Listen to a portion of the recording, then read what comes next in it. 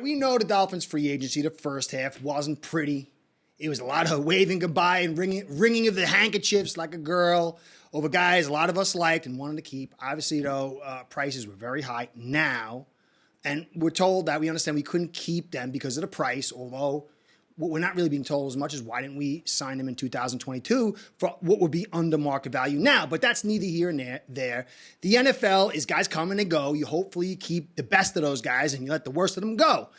So those guys are gone. They're not going to affect Dolphins 2024 season directly. But Dolphins signed a bunch of guys. And I'm going to start giving them their time in pretty deep coverage. But to me, the centerpiece of all the moves was center Aaron Brewer. See what I did there? So I'm going to do a two-part coverage of him because I see a lot of stuff going on, floating around about him. And to those who say we're doomed, this guy has assets. And, there's people out there that just want to say, oh, well, Chris Grier is playing 4D chess. But neither one of those are really the truth. There's a middle ground, and it depends on a lot of stuff. You've got to be nuanced on this. And to me, Aaron Brewer is such an interesting study and an addition to this team, but it also points his addition to what the philosophy in this offense is going to look like in 2024. Now, I probably could just do the 4D chess thing or he sucks and Greer's an idiot, and I'd probably get 4 times the amount of views for these two parts on the positive and probably double on the negative, but I like to be accurate. So I'm going to cover this fairly with the pros and the cons and show you what Brewer adds when you factor in the guys on the line with him and this whole offensive thing and what it's saying about the offense. So this part, I'm going to do an overview of a lot of different stuff about Brewer, the philosophy that we're running, who he's playing with, and what I saw in the film. And then I'm going to back all that up tomorrow with film from 2 teams. I'm going to have Brewer versus a light front, our front, the Fangio front, which was a 2-tech guy that's like kind of hovering around the guard, and then a 3-tech that's between the guard and tackle, and then 2 guys in the 5-tech that are wide outside the tackle. That's the light front. And then I'm going to show you when he went against the Ravens and their heavy front. 5 guys down, a nose tackle in front of him. And you're going to see what he brings, because what a guy brings isn't the same on all occasions. And so that's what I'm going to do. Tomorrow will be the film. Today is going to be the overview, touching on a lot of different important stuff. And I think it's going to be very accurate. I've been accurate, especially on the offensive line. If you haven't watched me before, you can see my stuff that I have, and people who've been watching me know what I am. Doesn't mean I'm always going to be right on everything. Could be wrong on this, but I'll give you a lot of stuff to think about. Savvy, comprendez-vous. Aaron Brewer today and tomorrow, and then I'll get on to the rest of the guys. So I'm going to do the live on Friday. We're going to go over the draft. The draft is now critical, especially on this offensive line. There's one spot I think they're going to be aiming for. So Friday night at 10 p.m. on this channel, I'm going to have some viewers come on. One guy's a draft guy. I'm still blowing up on my draft stuff, and we're going to cover that 10 p.m. Friday.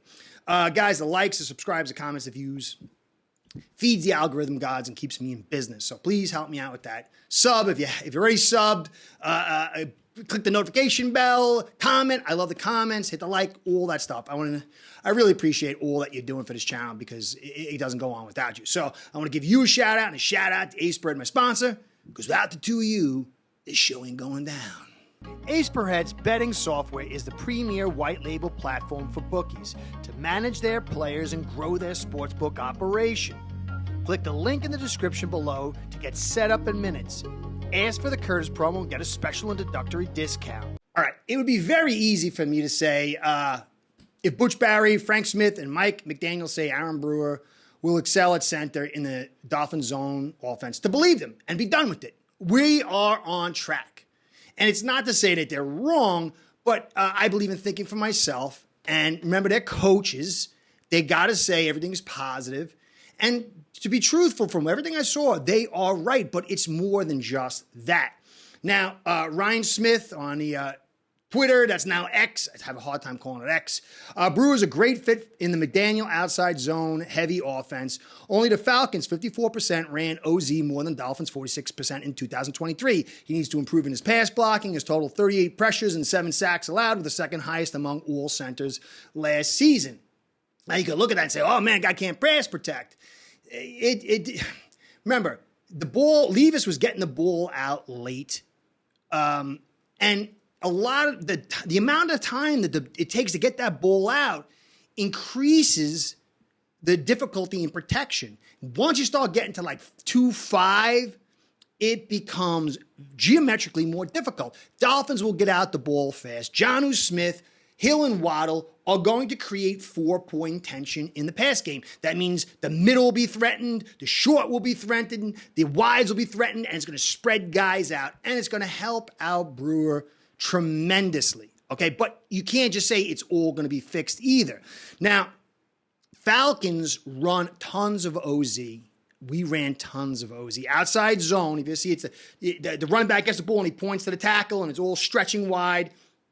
And then if you can't pop it to the edge, you bend it back inside, the cutback. That's outside zone. But we have to remember, Atlanta Falcons play in a dome. They also play New Orleans, who plays in the dome. They play Tampa, who is hot. And they play the Panthers, who it can mostly be hot, although sometimes they can get some bad weather too as far as the cold. Now, the Dolphins are in a different situation. We play New England, we play New York, we play Buffalo. These are different environments, and outside zone does not work the same. Outside zone is much better in clean environments. Now, if you can attack the inside and the outside, then it works either way. But if you're stuck in one mode, it's better to run inside straight up in bad weather. And so you have to take that into account, that Atlanta also has Dahlman at center, who's very, very good. They've got Matthews and McGarry on the edges, who are pretty darn good. Matthews is an older guy, but still pretty good. They got Lindstrom, who's elite. And then they got Werner, the tight end, who can block. So the personnel that they have is, and the environment helps dictate the wisdom in using outside zone. We don't have an equal offensive line. We'll see. Maybe Jackson steps up. Eichenberg is going to play left guard. Taron's healthy. But we're not going to have the blocking tight ends, and we're obviously not going to have the same talent inside. But that's not to say we're doomed. Let's dig into it a little further. Now, Brewer is 6'1", 274. That's small. But there's advantages and disadvantages to everything. Aaron Donald is pretty much almost the same size, about 280, I think, maybe 6'2". And he uses that leverage of being short, getting on the pads, hooking guys, using the speed, the nimbleness to outmaneuver. And that's what Brewer does. And I'm going to go over his traits. And there's a lot of good traits. But there is an anchor point that on his weakness that you got to be realistic about. And then extrapolate that out into the rest of the stuff. Speed, very fast. Get to the second level, get to the spot. I mean, he's very, very fast. The 274 reduces the power, obviously, but it makes him fast. That is good for outside zone, for our crack seal that we like to run. It's critical for that guy. He's going to be better at it than Connor, but he's not going to be as good as Connor, and I'll explain why. Agility, if you watch him, he can spin, kind of like when you see Wynn. Remember when Wynn playing? He's the same size, a little bit bigger. Wynn's a little bit bigger, but that same nimbles, the ability to spin on your toe and get the hand out there and shave a guy and chip him just to get the play off. He can do all that stuff. Technique was pretty good. Awareness, a little bit less than his technique, but still pretty good. He is a clear upgrade over Eichenberg. Physicality, pretty darn physical, and you better be a 274. He is. Leverage, again, that size. You could see him. There was one play you'll see tomorrow where he got underneath Christian Wilkins, just yoked him up, and he got inside the pads. And I don't care. It takes a lot to break that. I mean, you got to be Reggie White strong to break that. And so his positioning, his technique, his physicality, his leverage, his speed, all that stuff plays out big for him. He's got better ball skills than Connor as far as snapping and ball handling from what I saw. I got to dig in more. I've watched him play a ton. I've watched the Titans play a ton. I watched these two games and a little bit of other stuff, and I didn't see any snapping issues. Better than Eichenberg and better than Connor, and that's a very big deal. Second level, we talked about it. And then the part about when you got that zone stretch, it's to dig into the guy next to you in the double and then peel off to that second level. And he does that pretty good, although sometimes he does get a little lost, and I'll explain why on that in the negatives.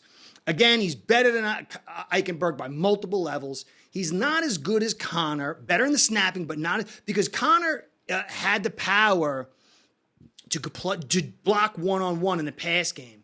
He had more power to destroy guys in the run game. So to me, he's a better center. But that snapping issue is a critical piece. So this was a good signing for Miami. But my evaluations on the offensive line is always rooted in what this guy can do against physicality. Whether it's technique, tenacity, speed, strength, cheating, whatever, all combo of all of them, you've got to handle power. Now, Brewer can. He went against Michael Pierce. He went against Wilkins. He went against Sealer. And you could see he handles it pretty good sometimes. But there is a lack of juice, a lack of power, driving power, ability to handle the physicality by Brewer. Now, that lack of power gets into the drive blocking. When he comes off the line and he hits some guy, he's got to give everything to drive him, even in a double. And that what happens is when you got to give everything you got, you overcommit and you get attached to the guy, and then you don't have the ability to get back. Where if you were stronger, you could give a little bit less, get that double going, and then you'd have enough ability not to be overcommitted to get to that second level. And I see that a lot. He demands help against certain players. He's going to need help. I saw him only single block a couple of times through two games in the pass game and in the run game. He's a guy that's going to need the guard to help him out. But that movement skill he has also allows him to pull out and get down the line, allows him to flow to other areas and to be like that roving help that you've seen we try to do with Eichenberg a couple times. Doesn't work. We try to do with Wynn. Wasn't as good. This guy can get to places none of these other guys can get. But when it comes to one-on-one drive blocking, he has issues. Now, when you see the film tomorrow, you're going to see light front, and you're going to see him look a lot better, although there'll be some issues, compared to the heavy front. And that is something to consider when you look over the Dolphins' opponents, when you look over the weather. The weather comes into play when you're trying to move guys and who you're going against in a particular front. When he had guys in front of him, they did a lot of motion, movement, where they play action out. You're going to see a lot of that here. And he was fine. But you did see way more problems, obviously, with the nose tackle in front of him. And so it adds a level of predictability to the Dolphins' offense and ways that teams can attack us. But again, he has high-level traits in these other areas. Now, because he's just small, his ability to play this game is going to be hindered or helped by the guard play next to him. Eichenberg has got to be the left guard because you're paying him $4.3 million. That's not a backup when you're this tight in money. And he struggles with power too, and that is going to be one of my concerns. But if you can get that right guard in the draft, it's not easy to get a guard or any lineman to come in and to play excellent year one. But if you can get a big guy who could be like a Hunt and handle one-on-one and allow Eichenberg or Wynn or whoever's there and Brewer to combo and work on guys, that's going to go a long way to keeping him from being a weakness. Now, we're going to run the quick throw, the OZ crack seal, and he's going to help with that so much. It's going to be so easy for him to block when that ball's coming out quick. Running that crack seal and he's getting to that second level, it's going to be much better than what you saw last year. But when he's asked to block one-on-one, it's going to be a little bit of a problem.